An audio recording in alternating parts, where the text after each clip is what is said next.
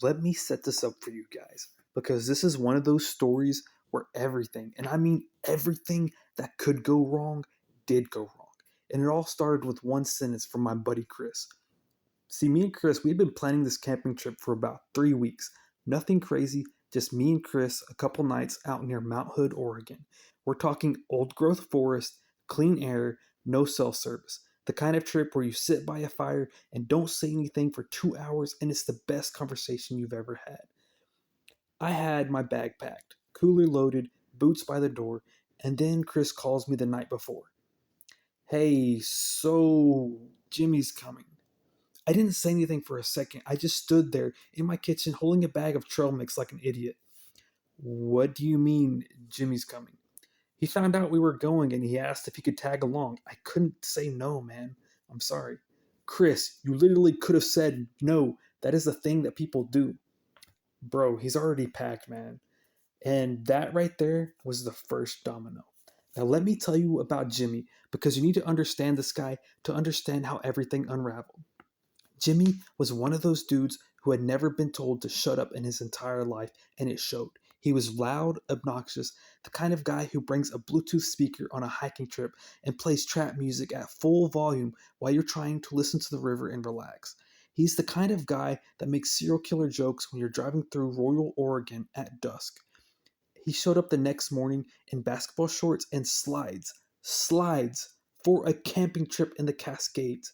Now, if that doesn't tell you how disconnected Jimmy was, like, yeah, if we were going to hang out in the city or go to, do something in the city, it would be okay. But, like, for us, going outdoors, yeah.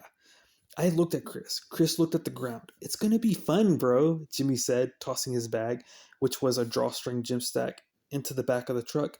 Woods, beer, vibes, let's go. And I knew at that moment I should have stayed home.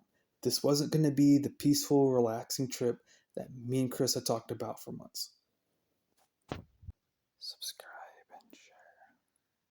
We stopped for gas about 40 minutes outside the trailhead, one of those old single pump stations with a wooden overhang and a guy behind the counter who looked like he'd been there since Vietnam.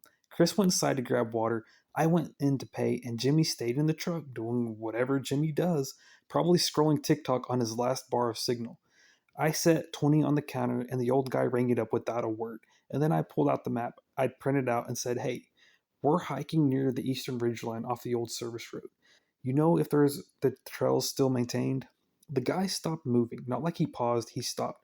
Like I had said something I shouldn't have. He looked at me, and I mean at me, and then he just said, be out before dark. That was it. Handed me my change, turned around. Chris came up behind me with 2 bottles of water. What was that about? No idea. On the way out, I noticed something on the trail map board nailed to the side of this building. Somebody had carved a symbol into the wood, a triangle, but split down the center, like somebody had taken a knife and deliberately bisected it. It wasn't graffiti, it was precise, intentional. I almost said something I didn't. I wish I had. Subscribe and share. The first hour of the hike was fine, beautiful even. Tall Douglas firs, moss on everything, that Pacific Northwest light filtering through the canopy like stained glass. I was actually starting to enjoy it, and you know, Jimmy was kind of growing on me a little bit. But around that 90-minute mark, something shifted. It got quiet, and I don't mean peaceful quiet. I mean the wrong quiet. No birds, no wind, no bugs, just our footsteps and Jimmy's mouth again. Yo, this looks like every horror movie ever, Jimmy said. If I see a cabin, I'm literally turning around. Then turn around, I said. Chris gave me a look, and I gave him one back. I was like, bro, like, we kept walking, and that's when I started seeing the marks. At first, I thought they were trailblazes. You know, the little marker hikers leave on trees, but these weren't paint. They were carved, deep, and they are all the same symbol. The triangle, split down the center, the same one from the gas station. I stopped. Chris, you see those? Chris looked. He probably didn't say anything for a second, and then, probably old survey markers, man. Survey markers aren't symbols, Chris. I mean, think about it. Let's just keep moving, bro. And we did, but we started counting them. Every 50 yards or so, another one. Always at eye level, always facing the trail. Then came the structures. And me and Chris were paying attention to everything. Jimmy was just clueless about everything. At first, I thought there were old hunting blinds, elevated wooden platforms, maybe 8 feet off the ground, tucked between the trees. But there were too many of them, and they weren't positioned for hunting. They were positioned for watching. All of them faced inward toward the trail. I didn't say anything. Chris didn't say anything. Jimmy kicked over a small pile of arranged stones near the base of one of the structures. I was like, "What are you doing?" I said. "Relax, it's just rocks." "They were arranged, Jimmy." "Yeah, by like a Boy Scout or something. Chill." He kicked them again for emphasis, scattering them into the brush. I looked at Chris, and Chris looked like he wanted to be anywhere else on the earth. About an hour before dusk, we came to a clearing, and in the middle of it, set back maybe 40 feet from any trail, was a cabin. No path leading to it, no road, no tracks, just a structure in the middle of nowhere with a thin ribbon of smoke coming from the pipe in the roof. "Oh, hell no," Jimmy said, and for once I agreed with him. Chris called out, "Hello, anybody home?" Nothing. He called again. Nothing. The smoke kept rising. We should go," I said. We set up camp probably about a quarter mile past the cabin, off trail in a flat spot near a creek bed. We built a fire, ate, and we tried to pretend everything was normal. It wasn't. Around midnight, I woke up, not because of a noise, but because of a feeling, that lizard brain feeling, the one your body gives you before your mind catches up. I lay still and listened. Footsteps. I could hear footsteps outside of our tent. Slow, deliberate, circling the camp, not on the trail, in the trees, just past the firelight. And then whispering. Not words, not English or any language, just tones, rising and falling, like somebody humming a melody with no melody, like a frequency dressed up as a human voice. I reached over and I grabbed Chris's arm to see if he was awake. He was already awake and his eyes were open, and he was staring at the ceiling of the tent. "Hey, you hear that?" I whispered. He nodded. "Guys, relax," Jimmy said from a sleeping bag, not even opening his eyes. "It's a raccoon or something." Neither of us answered. The footsteps circled twice more, then stopped. The whispering faded. I did not sleep again that night. And I'm pretty sure Chris didn't get any sleep either. Share and subscribe. Morning came, and I have never been more grateful for sunlight in my life. We packed up fast. I wanted off that trail. I wanted in the truck. I wanted to be sitting in a Denny's somewhere, ordering pancakes like a normal person. But about 20 minutes into our hike back, we ran into a group of 3 hikers coming up the trail, and something was off about them. They were too clean, boots barely scuffed, clothes pressed, hair combed. These people didn't look like they had been in the woods. They looked like they just stepped off a catalog shoot. One of them, a woman, maybe mid 40s, calm eyes, steady voice, she smiled at us. "Morning! You folks camp out here last night?" "Yeah," Chris said, "just one night." Where did you set up?" It was a weird question. "Past the creek bed," I said, "near the clearing." Something passed between the 3 of them, something fast. "Did you stay near the marked trees?" the woman asked. I felt my stomach drop. The what? "The trees with the carvings." "Yeah, we saw them." "Did you disturb anything?" Silence. I looked at Jimmy. Jimmy was looking at his phone. No signal, but still looking at it, because that's what Jimmy does when he's uncomfortable. He pretends to be somewhere else. "No," I said, "we didn't disturb anything." I was mad. I was like, I'm not going to take the heat for what Jimmy's doing. And Jimmy was just, you know, doing Jimmy things. The woman smiled. She didn't believe me. But the thing that got me, the thing that I still think about, was the man standing behind her. Tall, thin, hadn't said a word. He was staring at Jimmy, not glancing, not noticing, staring, like he was memorizing him. Jimmy finally looked up and saw it, and he actually took a step back. "All right, well, you folks have a good one," I said. I was trying to kind of get them to move on, and we kept walking. And we were out of earshot. Jimmy said, "What the hell was that?" "That," I said, "is what I've been trying to tell you." And this is where it gets bad. We should have reached the trailhead within an hour. We didn't. The paths didn't match the map anymore. Landmarks I remembered from the way in, a mossy boulder, a fallen cedar, they weren't where they should have been, or they were there, but they were in the wrong order. We passed the same broken log 3 times, and I'm not exaggerating. 3 times. The same split, the same angle, the same patch of fern growing out of the crack.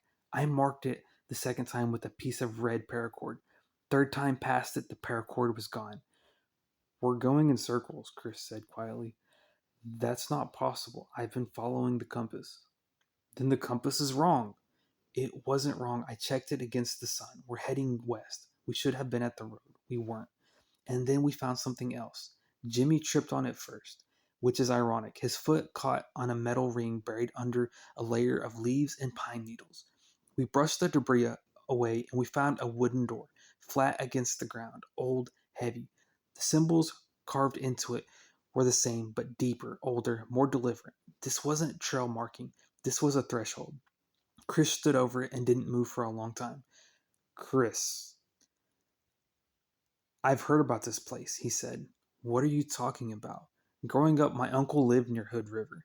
He used to say things about the forest up here. I thought he was just, I don't know, being dramatic. What did he say? Chris looked at me. He said the forest is shared. Shared with who? He didn't answer. I'm going to be honest with you. Part of me didn't want to open that door. Every instinct I had was screaming to walk away, but we were lost. The trails weren't making any sense, and I needed to understand what we had walked into. So we opened it. Beneath the door was a set of wooden steps, hand hewn, leading down to about 8 feet into a narrow earthen corridor. The air that came up smelled like wet wood, copper, and something older, like the inside of a church that hasn't been opened in 50 years. Chris went first. I followed. Jimmy stood there at the top. I'm not going down there, he said. Then stay up here alone in the forest where people were circling our camp last night. He came down. The corridor opened into a chamber, not large, maybe 12 by 15 feet, with a low ceiling supported by rough timber beams. The walls were lined with carvings, not the simple triangle symbol. These were complex, geometric patterns that interlocked and repeated, spiraling toward the center of each wall like a language I couldn't read. There was a table, a stone slab really.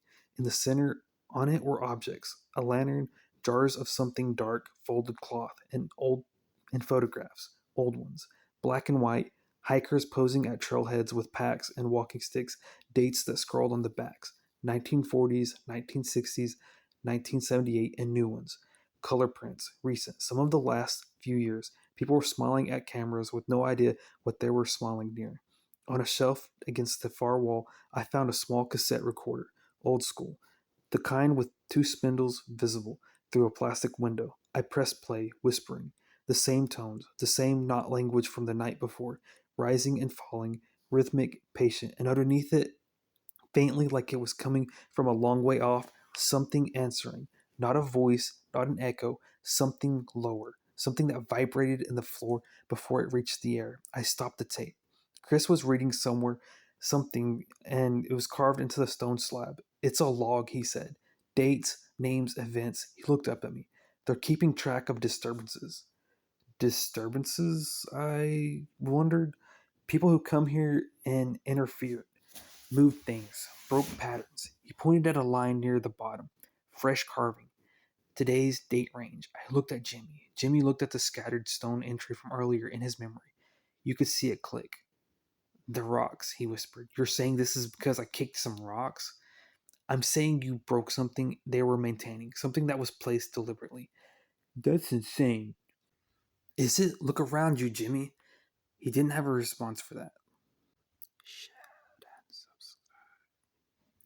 We had all climbed out. I wanted to put as much distance between us and that chamber as possible. But the forest was different now. It felt different, like we had crossed a line we couldn't uncross. And Jimmy, God help me, Jimmy chose that moment to lose it. He started pacing, talking fast. We gotta go. We gotta get out of here. I'm calling the cops. There's no signal, Jimmy. Then I'm walking to the road. We've been trying to walk to the road for 3 hours. I don't care. He took off and just started running down the trail, if you could even call it a trail anymore. And Chris and I chased him. Jimmy! Jimmy! Stop! He didn't stop. He crashed through the brush like a wounded animal, snapping branches, tripping over roots, and the worst part, the absolute worst part, he was yelling, full volume, broadcasting our location to everything within a mile.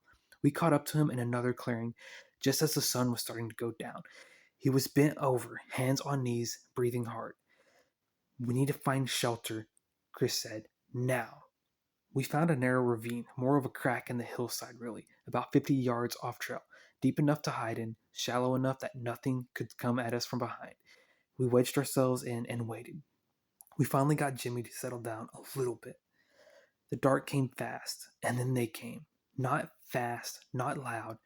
That's what made it worse. They came slowly, figures emerging from between the trees, like they had been standing there the whole time and just decided to become visible. Some of them I recognized. The woman from the trail, the tall man who stared at Jimmy. Others I didn't.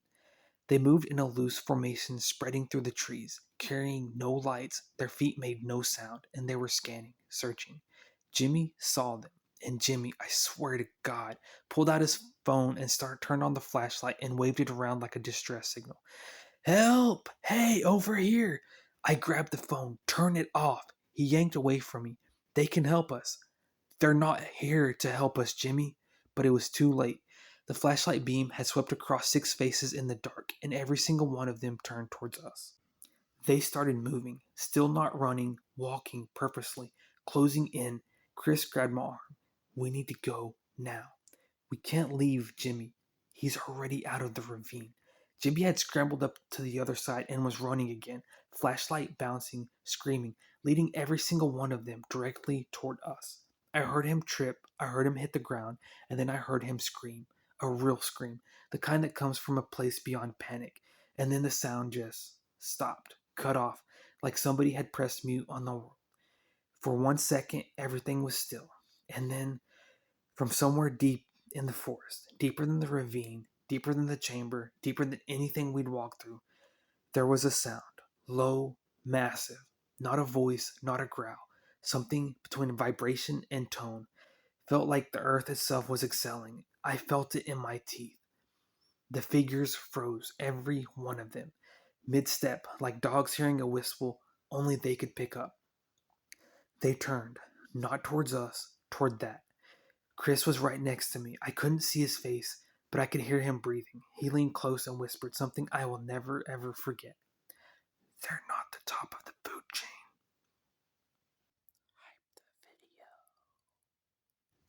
Me and Chris ran.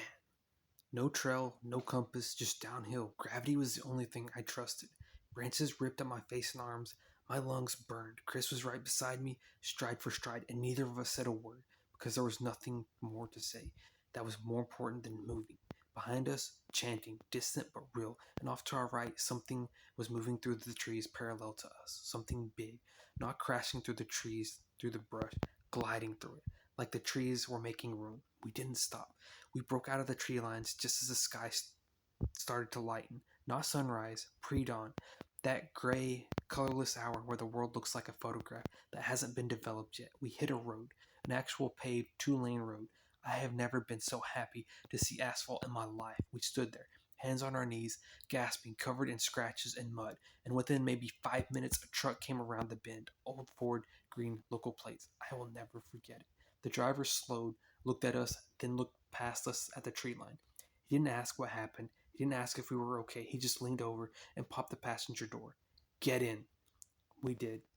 He drove in silence for 10 minutes, and then without looking at us, he said, You shouldn't have been up there.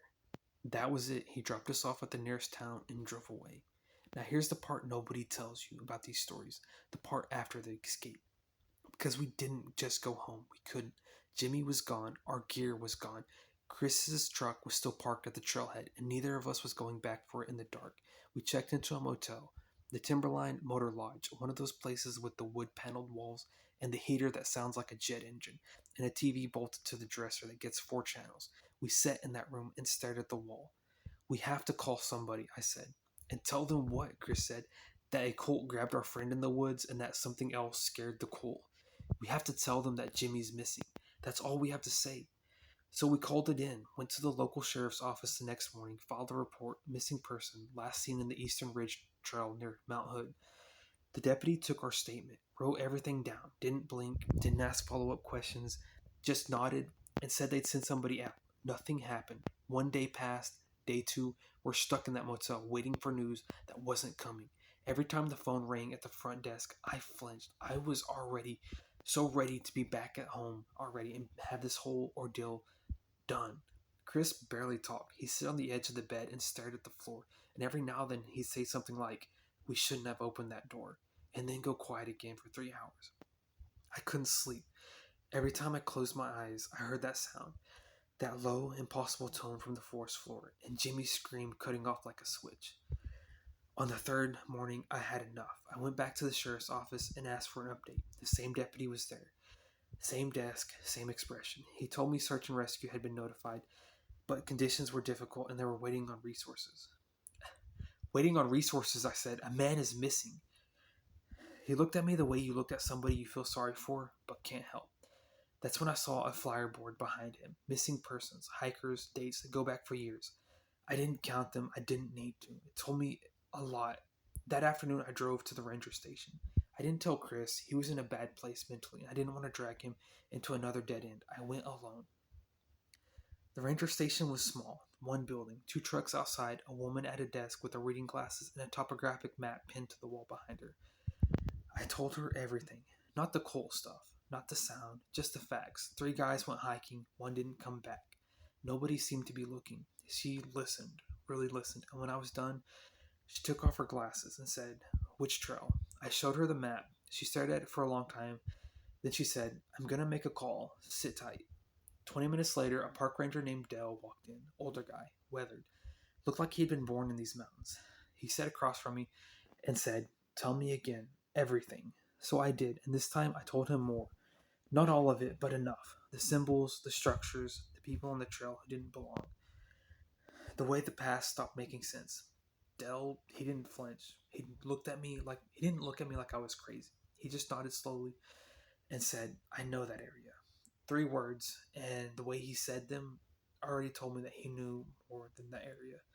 "I'll go up tomorrow at first light," he said, "but at first I need you to understand something. If your friend left a trail, really left it, the odds aren't that great. I know. And I need you to stay out of those woods. I know that too."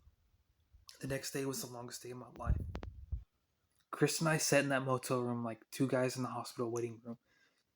We didn't talk, we didn't eat, we just waited. At 4:47, I remember the exact time because I was staring at the clock on the nightstand. My phone rang. Unknown number. "This is Ranger Garrett. I found your friend." My heart stopped. "He's alive." I put my hand on the wall because my knees buckled. "He's about 2 miles off trail in a drainage basin. Hypothermic. Disoriented but alive. Medics are bringing him down right now." I looked at Chris. "Hey, they found him." Chris closed his eyes and put his head in his hands and didn't move for a full minute. We met them at the trailhead, the one we started from, which felt like a lifetime ago. An ambulance was already there. Jimmy was on a stretcher, wrapped in a thermal blankets, an IV in his arm. He was conscious, barely. I walked up to him. He looked at me, and the Jimmy I knew, the loud, obnoxious, couldn't take anything seriously Jimmy, was gone. What was left was a man who had seen something he would never talk about. "Jimmy," he grabbed my wrist, squeezed. His hands was ice cold. "They let me go," he whispered. I leaned in. "What?" "They held me, and then they let me go. Something came, and they let me go." He started crying. I didn't ask anything else. Not then, not ever. Ranger Dell pulled me aside as the ambulance loaded up. "Your friend is lucky," he said. "The exposure alone should have killed him." "What did you find up there?" He looked at me for a long time. "I found your friend in a clearing about 100 yards from an old structure. Not trail access. He was sitting upright with his back against a tree, eyes open, not moving, not responding, just sitting there. And the structure, Dell put his hands in his pockets and looked at the tree line. "I've been a ranger in these mountains for 23 years, he said. "I've seen things I can't explain. Found people in places they shouldn't have been able to reach. Found camps that were there one day and gone the next." He paused. "I don't go past the marked trees, and I strongly suggest you don't either." He shook my hand and walked away. We drove home that night. Chris drove. I sat in the passenger seat and stared out the window at the dark. Jimmy was airlifted to a hospital in Portland. Hypothermia, dehydration, minor lacerations. Physically, he recovered in about a week. Mentally, I don't know. I really don't. I filed a follow up with the sheriff's office. I told them what happened, the sanitized version. They took the report, stamped it out, filed it. Nothing came of it. No investigation, no search of the area, no questions about the underground chamber or photographs or the people on the trail. It just went away. Chris never talked about it again. I brought it up once, about 6 months later, over beers. He looked at me with this expression, not anger, not sadness, something flatter than both, and said, I'm not going back to that in my head, and you shouldn't either. So I stopped bringing it up. Jimmy, he moved to Arizona a few months later, changed his number.